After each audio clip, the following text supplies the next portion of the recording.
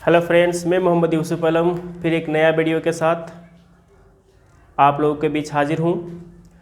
और नया साल है और सबसे पहले नया साल का बहुत बहुत शुभकामनाएं आप लोग को। आप लोग सभी का नया साल बहुत अच्छी से जाए। तो हम लोग बिना टाइम को गवाए हुए शुरू करते हैं। हम लोग का आज का जो वीडियो है वो क्लास 9th का तीसरा चैप्टर परमाणु एवं अणु और उसका एक टॉपिक है आणविक द्रव्यमान यानी मॉलिक्यूलर मास। हम लोग आज ये सीखेंगे कि किसी भी यौगिक का मॉलिक्यूलर मास कैसे कैलकुलेट किया जाता है, यानी उसको मॉलिक्यूलर मास अगर निकालने के लिए बोले आपको तो आप उसको कैसे निकालिएगा, उसको कैलकुलेशन कीजिएगा। बहुत ही इजी वे में आज आप लोग को मैं बताऊंगा कि मॉलिक्यूलर मास कैसे निकाला जाता है। तो सबसे पहले हम लोग शुरू करते हैं। देखिए, आणविक द्रव्यमान यानी मॉलिक्यूलर मास का परिभाषा क्या है? परिभाषा, किसी यौगिक में उपस्थित सभी तत्वों के परमाणुओं के कुल द्रव्यमान को आणविक द्रव्यमान कहलाते हैं। यानी एक यौगिक है, मान लीजिए H2O है या CO2 है, उसमें दो जितने भी तत्व हैं उसका कुल जो द्रव्यमान होगा वही उसका आणविक द्रव्यमान कहलाते हैं, है ना। जैसे फॉर एग्जांपल H2O को देखिए, H2O में दो तत्व है, एक है हाइड्रोजन और ऑक्सीजन। सबसे पहले पहला काम ये करना है कि हाइड्रोजन और ऑक्सीजन को अलग अलग लिख लेना है इस तरह से। और उसका जो देखिए H के नीचे 2 है तो यहाँ 2 दे दीजिए, O के नीचे कुछ नहीं है माने 1 है तो यहाँ 1 दे दीजिए। और अब उसके बाद उसको क्या करना है कि हाइड्रोजन का जो द्रव्यमान संख्या है उसको उसके साथ मल्टीप्लाई कर देना है। तो हाइड्रोजन का द्रव्यमान संख्या हुआ 1 और ऑक्सीजन का द्रव्यमान संख्या 16, तो 2 1 कम 2 और 16 1 कम 16। अब दोनों को ऐड कर लीजिए तो 16 और 2 18, यानी 18 यूनिफाइड उसका क्या हो गया, आणविक द्रव्यमान हो गया H2O का। उसी तरह हम अगर CO2 का फाइंड करें तो CO2 में दो तत्व हैं, एक है कार्बन और एक दूसरा है ऑक्सीजन। कार्बन के नीचे कुछ नहीं माने 1 है और ऑक्सीजन के नीचे 2 है तो 2 दे दीजिए। अब यहाँ देखिए 1 आ गया यहाँ कार्बन में और ऑक्सीजन के नीचे 2, यहाँ 2 आ गया, इंटू कार्बन का द्रव्यमान संख्या 12 और ऑक्सीजन का 16। इस तरह से मल्टीप्लाई करने के बाद हमको मिला 12 1 12 और 16 दूनी 32, यानी 32 और 12 को फिर हम ऐड किए तो क्या मिल गया 44। तो इस तरह से हम लोग आणविक द्रव्यमान को कैलकुलेट करते हैं, है ना। आणविक द्रव्यमान को कैलकुलेशन के लिए दो चीज़ बहुत ज़रूरी है, और दो चीज़ अगर आप जानिएगा तो आणविक द्रव्यमान निकालना बहुत ही आसान है, आपके लिए इजी हो जाएगा। पहला चीज़ देखिए कि आपको जिस यौगिक का आणविक द्रव्यमान निकालना है उसमें क्या क्या तत्व है ना, उसको पहले आपको अलग अलग लिखना होगा और आपको यह जानना होगा कि इसमें क्या क्या तत्व है ना, और उसके नीचे कितनी उसकी परमाणु की संख्या है। उसके बाद उसको आप लिख लेने के बाद उसका दूसरा चीज आपको यह जानना है कि उसका जो आपका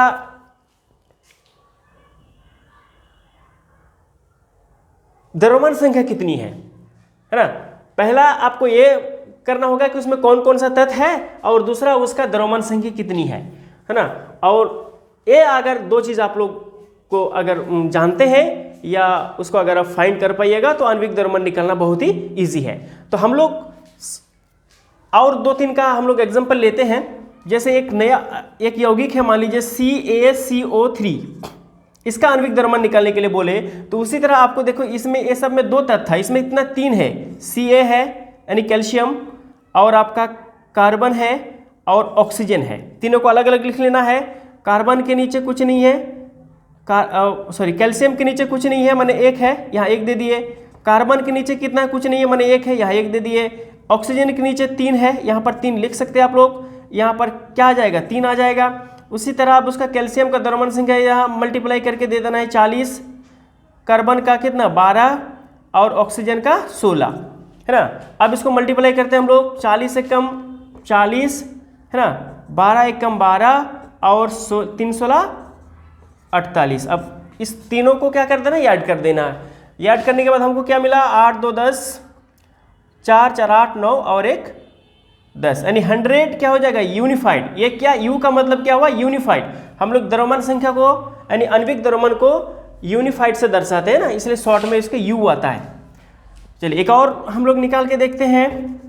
जैसे आपको यह कैल्शियम हाइड्रोक्साइड की अगर हम बात करें, इसको थोड़ा सा बच्चे प्रॉब्लम में फंस जाते हैं कभी कभी कि ये ब्रैकेट है सर, ब्रैकेट में क्या हो जाएगा। तो ब्रैकेट है उतना भारी चीज़ नहीं है, आप अगर समझ लीजिएगा तो कोई भी जो जितना भी बड़ा यौगिक हो उसका आप आणविक द्रव्यमान निकाल सकते हैं आसानी से।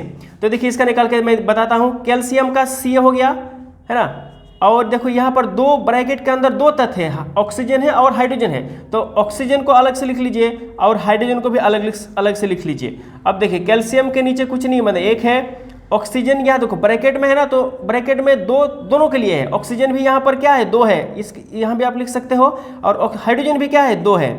तो यहाँ पर 2 आ जाएगा, यहाँ भी 2 आ जाएगा। अब उसका द्रव्यमान संख्या को उसका मल्टीप्लाई कीजिए, कैल्शियम का 40 और ऑक्सीजन का कितना 16 और हाइड्रोजन का 1। अब मल्टीप्लाई करते हैं हम लोग, 40 से कम 40 हो गया, 16 दूनी 32 और 2 1 कम 2।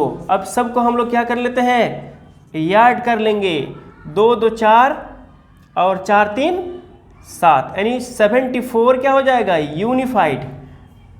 तो इस तरह से आणविक द्रव्यमान हम लोग किसी भी यौगिक का निकाल सकते हैं। अगर आपको 2 चीज़ याद है, मैंने जैसे पहले बताया कि वो उस जिस यौगिक का हम आणविक द्रव्यमान निकालेंगे उसमें क्या क्या तत्व है और उसका द्रव्यमान संख्या क्या क्या है ना। तो ये देखिए, ये आपका कंप्लीटली आणविक द्रव्यमान है, संख्या निकाला हुआ है। आप लोग थोड़ा इसका स्क्रीनशॉट ले लीजिए। चलिए अब हम लोग देखेंगे, तो चलिए हम लोग अब तत्वों का द्रव्यमान संख्या कैसे निकाला जाता है, अर्थात उसका कैसे याद रखें। बच्चों को बहुत प्रॉब्लम होता है, अक्सर बोलते हैं सर कैसे उसको याद रखें। तो इसके लिए एक ट्रिक है, ट्रिक से अगर आप उसको जानिएगा तो बहुत आसानी से आप उसको याद रख सकते हैं। तो इसका ट्रिक क्या है, देखिए 1 से लेके 20 तक 1 to 20 एटॉमिक नंबर वाला, यानी परमाणु संख्या वाला, परमाणु संख्या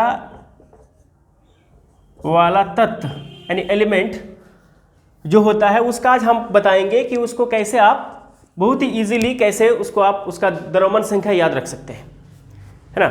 और अगर आप भूल भी जाते हैं तो आप इस ट्रिक से आप उसको बहुत ही आसानी से निकाल सकते हैं। तो शुरू करते, देखिए जो 1 से 20 तक तत्व होते हैं उसमें देखिए 2 तरह के नंबर होते हैं, एक ऑड नंबर, एक इवन नंबर।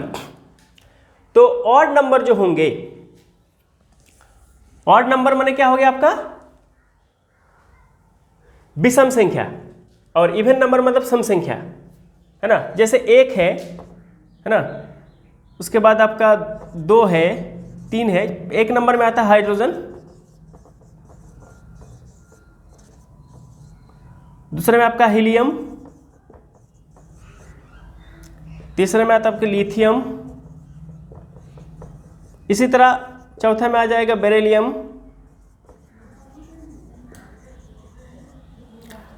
सब 5 में आता है आपका बोरन, इस तरह से चलता रहेगा। 6 में कार्बन। तो अब हाइड्रोजन, लिथियम, इसका जो एटम आपका जो परमाणु संख्या द्रव्यमान संख्या है उसको कैसे आप उसको याद रख सकते हैं, कैसे आप निकाल सकते हैं। तो वार्ड नंबर वाला जो आपका तत्व है उसका फॉर्मूला है एटॉमिक नंबर इंटू 2 + 1, और इवन नंबर वाला जो है आपका एटॉमिक नंबर इंटू 2। यानी देखिए 2 तरह का संख्या होता है, एक होता है परमाणु संख्या और एक होता है द्रव्यमान संख्या। यानी परमाणु संख्या जो होता है उसका जो सीरियल नंबर, जैसे हाइड्रोजन का 1, हीलियम का 2, लिथियम का 3, बेरिलियम का 4, बोरॉन का 5, है ना। इस तरह से सीरियली जो जाता है वो एटॉमिक नंबर है, यानी परमाणु संख्या है। और एक जो होता है द्रव्यमान संख्या, तो उसके नाभिक में उपस्थित जो प्रोटॉन और न्यूट्रॉन की कुल संख्या होता है उसको बोलते हैं हम लोग द्रव्यमान संख्या, है ना।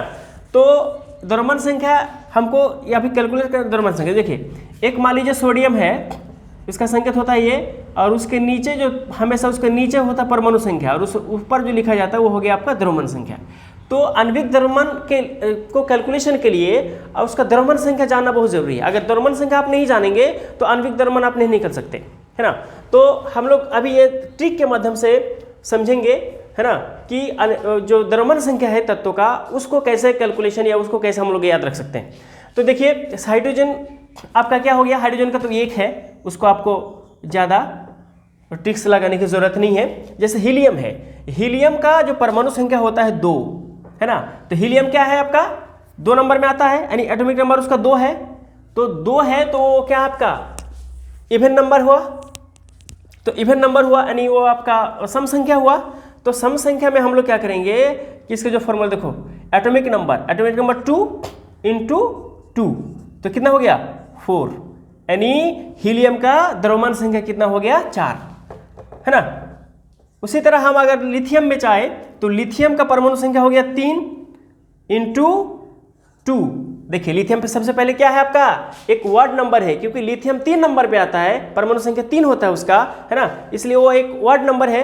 तो वर्ड नंबर का फॉर्मूला में एटॉमिक नंबर इंटू 2 प्लस 1, तो एटॉमिक नंबर हो गया 3 इंटू 2 प्लस 1, तो कितना हो गया आपका 3 दूनी 6 और 1 7, यानी आपका जो लिथियम है, लिथियम का द्रव्यमान संख्या हो गया आपका 7।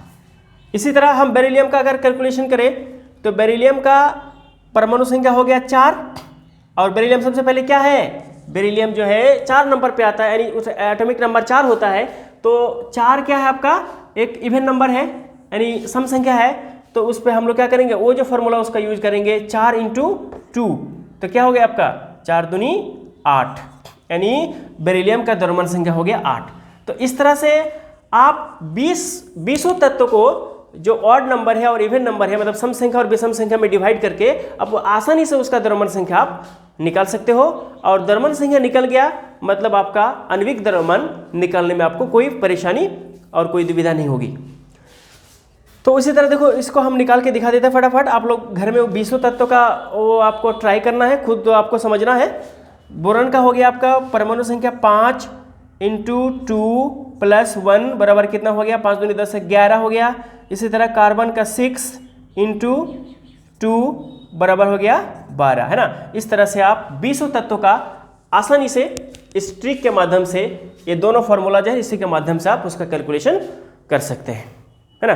तो आज हम वीडियो को ज़्यादा लंबा नहीं करेंगे, बस यही तक आज हम लोग जो सीखे वो आणविक द्रव्यमान कैसे निकाला जाता है, आणविक द्रव्यमान का परिभाषा क्या है, और आणविक जो परमाणु द्रव्यमान संख्या जो है उसको हम बाय ट्रिक कैसे याद रख सकते हैं, है ना। क्योंकि द्रव्यमान संख्या कोई भी चीज़ याद जल्दी रहता नहीं है, कुछ दिन याद रहता है फिर क्या होता है भूल जाते हो, है ना। तो अगर इस ट्रिक आपको अगर ट्रिक आता है तो आप कभी भी किसी भी तत्व का, है ना, उसका जो परमाणु द्रव्यमान है या द्रव्यमान संख्या जो है उसको आप कैलकुलेशन कर सकते हैं। बस इसी के साथ मैं आज का क्लास समाप्त कर रहा हूँ, और इसको ज़्यादा से ज़्यादा आप लोग देखिएगा और ज़्यादा से ज़्यादा शेयर कीजिएगा, सब्सक्राइब कीजिएगा।